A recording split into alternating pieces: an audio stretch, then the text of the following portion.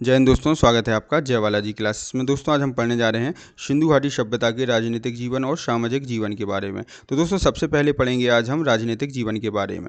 तो दोस्तों बात करें कि सिंधु घाटी सभ्यता के राजनीतिक जीवन के बारे में कोई स्पष्ट प्रमाण नहीं मिलते हैं। क्यों नहीं मिलते हैं? तो दोस्तों सिंधु घाटी सभ्यता की जो जानकारी है हमें वह पुरातात्विक साक्ष्यों और लिखित साक्ष्यों दोनों से मिलती है। लेकिन दोस्तों यहाँ पर जो सिंधु घाटी सभ्यता के लिखित साक्ष्य हैं उनको अभी तक पढ़ा नहीं जा सका है। अर्थात इस सभ्यता की जो जानकारी है हमें पूर्णतः किससे मिलती है, पूर्ण रूप से हम किस पर निर्भर हैं? तो दोस्तों पुरातात्विक साक्ष्यों पर निर्भर हैं। क्यों? क्योंकि दोस्तों लिखित साक्ष्यों को अभी तक पढ़ने में सफलता नहीं मिलती है। तो दोस्तों सिर्फ पुरातात्विक साक्ष्यों के आधार पर यह अनुमान लगाना थोड़ा मुश्किल हो जाता है कि इस समय अर्थात सिंधु सभ्यता के समय वहाँ की जो शासन व्यवस्था थी वह राजतंत्रात्मक थी या जनतंत्रात्मक थी। ठीक, और यहाँ पर एक बात और कर लेते हैं दोस्तों कि सिर्फ पुरातात्विक साक्ष्यों के आधार पर सभी इतिहासकार क्या लगाते हैं, ज़्यादातर अनुमान ही लगाते हैं। ठीक, तो आइए दोस्तों देख लेते हैं कि स्रोतों के अभाव में राजनीतिक संगठन के बारे में सिंधु क्षेत्र में कोई स्पष्ट प्रमाण नहीं मिलते हैं। क्यों नहीं मिलते हैं? तो दोस्तों क्योंकि इस काल की जो जानकारी है वह पुरातात्विक साक्ष्यों और लिखित साक्ष्यों दोनों से मिलती है। लेकिन दोस्तों इसके लिखित साक्ष्यों को अभी तक नहीं पढ़ा जा सका है। इसलिए दोस्तों इस सभ्यता का इतिहासकारों ने ज़्यादातर क्या लगाया है, अनुमान ही लगाया है कि इस सभ्यता के लोगों का जीवन कैसा रहा होगा। ठीक, अब दोस्तों सिर्फ पुरातात्विक साक्ष्यों के आधार पर ही अनुमान लगाते हैं। तो दोस्तों यहाँ पर आइए देख लेते हैं कि सिर्फ पुरातात्विक साक्ष्यों के आधार पर यह अनुमान लगाना थोड़ा मुश्किल है कि उस समय वहाँ की व्यवस्था राजतंत्रात्मक थी या जनतंत्रात्मक थी। ठीक, चलिए इसके बाद हम बात कर लेते हैं दोस्तों, हमें जो है सिंधु सभ्यता के स्थलों से जो है एक पुरोहित की मूर्ति मिली है जिससे यह अनुमान लगाया जाता है कि संभवतः उस समय की व्यवस्था जो है, उस समय की जो शासन व्यवस्था है पुरोहित द्वारा संचालित की जाती होगी या फिर व्यापारी वर्ग द्वारा संचालित की जाती होगी या फिर नगर प्रशासन जो होता है वहाँ का संचालन करता होगा। ठीक, यह भी दोस्तों इतिहासकारों द्वारा अनुमान पर आधारित शासन व्यवस्था थी। ठीक, तो चलिए आज देख लेते हैं कि इसके स्थलों से पुरोहित की मूर्ति प्राप्त हुई है जिससे यह अनुमान लगाया जाता है कि संभवतः उस समय की शासन व्यवस्था पुरोहित द्वारा संचालित की जाती होगी। ठीक, पुरोहित द्वारा संचालित नहीं की जाती होगी तो यहाँ का व्यापारी वर्ग यहाँ की शासन व्यवस्था संचालित करता होगा या तो नगर प्रशासन यहाँ का शासन का संचालन करता होगा। यहाँ पर थोड़ा सा लिख लेना दोस्तों कि नगर प्रशासन यहाँ के शासन का संचालन करता होगा। ठीक, तो इतिहासकारों द्वारा यह शासन व्यवस्था अनुमान पर आधारित है। ठीक, अनुमान पर आधारित है, पक्का नहीं है। ठीक, चलिए इसके बाद हम बात करें दोस्तों, एक पिग्गट महोदय हैं, इतिहासकार हैं, जिन्होंने हड़प्पा और मोहनजोदड़ो को इस सभ्यता की क्या कहा है, तो क्या कहा है, जुड़वा राजधानी कहा है। ठीक, तो जुड़वा राजधानी की बात करें दोस्तों तो पिग्गट महोदय द्वारा हड़प्पा तथा मोहनजोदड़ो को इस सभ्यता की जुड़वा राजधानी भी कहा है। ठीक, इसके बाद हम बात करें दोस्तों कि एक हंटर महोदय हैं, इतिहासकार हंटर महोदय ने जो है मोहनजोदड़ो की शासन व्यवस्था को राजतंत्रात्मक स्वीकार नहीं किया है। उन्होंने जो है मोहनजोदड़ो की शासन व्यवस्था को जनतंत्रात्मक शासन व्यवस्था की संज्ञा दी है।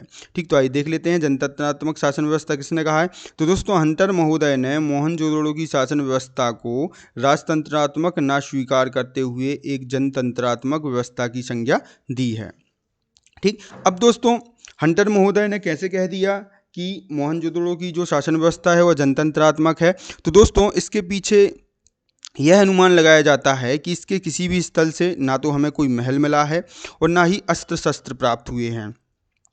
तो हम मान सकते हैं कि यहाँ के लोग जो हैं शांति प्रिय रहे होंगे और यहाँ की जो व्यवस्था थी वह दोस्तों कैसी रही होगी, जनतंत्रात्मक रही होगी। ठीक, तो आइए देख लेते हैं दोस्तों कि इसके पीछे यह अनुमान लगाया जाता है कि इसके स्थलों से ना के बराबर कोई महल या अस्त्र शस्त्र प्राप्त हुए हैं तो यहाँ के लोग शांति प्रिय रहे होंगे और यहाँ की व्यवस्था जो थी दोस्तों कैसी रही होगी, जनतंत्रात्मक रही होगी। ठीक, चलिए दोस्तों ये हो गया सिंधु घाटी सभ्यता का राजनीतिक जीवन। इसके बाद देखें दोस्तों हम सिंधु घाटी सभ्यता के सामाजिक जीवन के बारे में। तो दोस्तों सिंधु घाटी सभ्यता के सामाजिक जीवन की बात करें तो सबसे पहले देखते हैं यहाँ पर हमें कि सिंधु घाटी सभ्यता के स्थलों से हमें जो है मातृदेवी की पूजा के प्रमाण मिले हैं और उर्वरता की देवी के पूजा के प्रमाण मिले हैं, जिसके आधार पर इतिहासकार अनुमान लगाते हैं कि सिंधु सभ्यता जो थी वह कैसी रही होगी, मातृ सत्तात्मक रही होगी, अर्थात माता का जो पद है वह सबसे बड़ा होता होगा। ठीक, तो सिंधु सभ्यता कैसी थी, सभ्यता थी, तो दोस्तों सिंधु घाटी सभ्यता जो थी मातृ सत्तात्मक सभ्यता थी, अर्थात इस सभ्यता में जो है माता का पद सबसे बड़ा पद माना जाता था।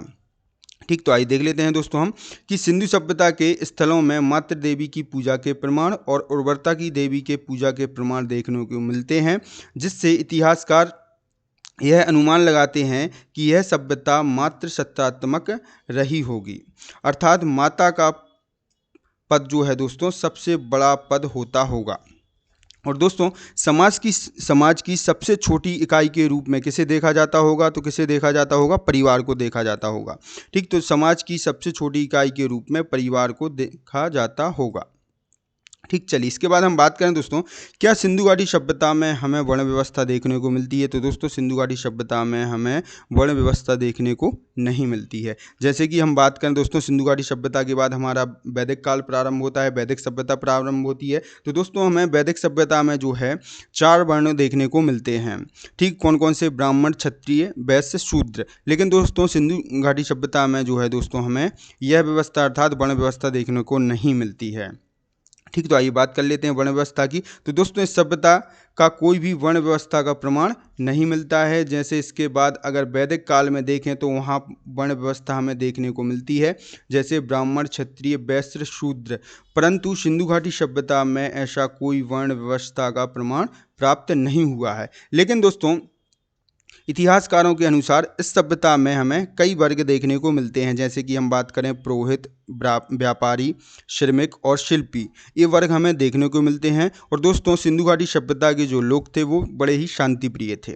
ठीक, तो आइए देख लेते हैं हम इतिहासकारों के अनुसार इस सभ्यता में कई वर्ग थे, इस सभ्यता में कई वर्ग थे, जैसे कि पुरोहित, व्यापारी, श्रमिक, शिल्पी आदि, और यहाँ के लोग शांति प्रिय थे। ठीक, चल इसके बाद हम बात करें दोस्तों सिंधु घाटी सभ्यता के जो लोग थे वो किस प्रकार का भोजन ग्रहण करते थे, तो दोस्तों सिंधु घाटी सभ्यता के जो लोग थे वह शाकाहारी और मांसाहारी दोनों ही प्रकार का भोजन ग्रहण करते थे।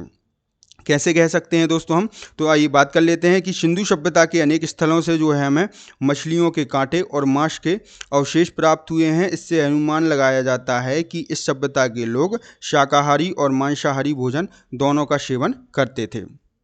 ठीक, चलिए इसके बाद हम बात करें आभूषणों की। तो दोस्तों सिंधु घाटी सभ्यता के जो पुरुष और महिलाएं थीं वो दोनों ही आभूषण ग्रहण करती हैं, ऐसा इतिहासकार अनुमान लगाते हैं। ठीक, क्यों अनुमान लगाते हैं, क्योंकि दोस्तों चहुंदड़ों से जो है हमें मनके बनाने का एक कारखाना प्राप्त हुआ है। साथ ही साथ दोस्तों सिंधु घाटी सभ्यता की जो नारियां थीं वह काजल, पाउडर और श्रृंगार प्रसाधन की अन्य सामग्रियां प्रयोग करती हैं। ये भी किस आधार पर कह सकते हैं हम, क्योंकि दोस्तों चहुंदड़ों से जो है हमें लिपस्टिक जैसी प्रसाधन सामग्री के प्रयोग का प्रमाण मिला है। ठीक, तो ये हो गई दोस्तों आभूषणों की बात। तो आभूषणों की बात करें दोस्तों, तो दोस्तों सिंधु घाटी सभ्यता के स्थल चहुंदड़ों में मनके बनाने का कारखाना प्राप्त हुआ है। इससे इतिहासकारों के अनुसार इस सभ्यता के पुरुष और महिलाएं दोनों ही आभूषणों को धारण करते थे। साथ ही साथ दोस्तों सिंधु सभ्यता की नारियां काजल, पाउडर तथा श्रृंगार प्रसाधन की अन्य सामग्रियां प्रयोग करती थीं। चहुंदड़ों से लिपस्टिक जैसी प्रसाधन सामग्री के प्रयोग का प्रमाण मिला है। ठीक, ये हो गई आभूषणों की बात। इसके बाद हम वस्त्रों की बात करें दोस्तों, तो दोस्तों सिंधु घाटी सभ्यता के जो लोग थे वह सूती और ऊनी दोनों प्रकार के वस्त्रों का प्रयोग करते थे। ठीक, तो वस्त्रों की बात करें दोस्तों, तो सिंधु सभ्यता के लोगों के द्वारा सूती और ऊनी वस्त्रों का प्रयोग किया जाता था। ठीक है, चलिए इसके बाद हम मनोरंजन की बात करें दोस्तों, तो दोस्तों सिंधु घाटी सभ्यता के लोग मनोरंजन के लिए शिकार करते थे, नृत्य करते थे, पाशों का खेल खेलते थे और पशुओं की लड़ाई कराते थे। ठीक, तो आइए देख लेते हैं दोस्तों सिंधु घाटी सभ्यता के लोग मनोरंजन के लिए शिकार, नृत्य, पाशों का खेल और पशुओं की लड़ाई जैसी क्रियाएं करते थे। ठीक, चलिए इसके बाद हम बात करें दोस्तों इस सभ्यता के लोग पशुपालन करते थे, तो हाँ करते थे, सभ्यता के लोग पशुपालन करते थे और सर्वाधिक प्रिय उनको क्या पालना था, तो दोस्तों इस सभ्यता के लोग सर्वाधिक सर्वाधिक प्रिय रूप से कुबड़ वाले सांड को पालना पसंद करते थे। और दोस्तों यह जो कुबड़ वाला सांड है यह इस सभ्यता का सबसे प्रिय पशु भी माना जाता था। और दोस्तों बात करें इसके साथ साथ इस सभ्यता के लोग जो थे गाय और घोड़े से भी परिचित थे। अब दोस्तों सिंधु घाटी सभ्यता के लोग पशुपालन क्यों करते थे? तो दोस्तों सिंधु घाटी सभ्यता के लोग जो थे पशुपालन इसलिए करते थे क्योंकि दोस्तों वे पशुओं का प्रयोग यात्रा के लिए करते थे, कृषि में सहायता के लिए करते थे, दूध के लिए करते थे और अन्य जरूरी उनके लिए चीज़ें होती थी उनके लिए करते थे। ठीक है, तो आइए दोस्तों देख लेते हैं कि इस सभ्यता के लोग कुबड़ वाले सांड का पशुपालन करना पसंद करते थे और यह सबसे प्रिय पशु माना जाता था। इसके साथ साथ गाय घोड़े से भी यहाँ के लोग परिचित थे।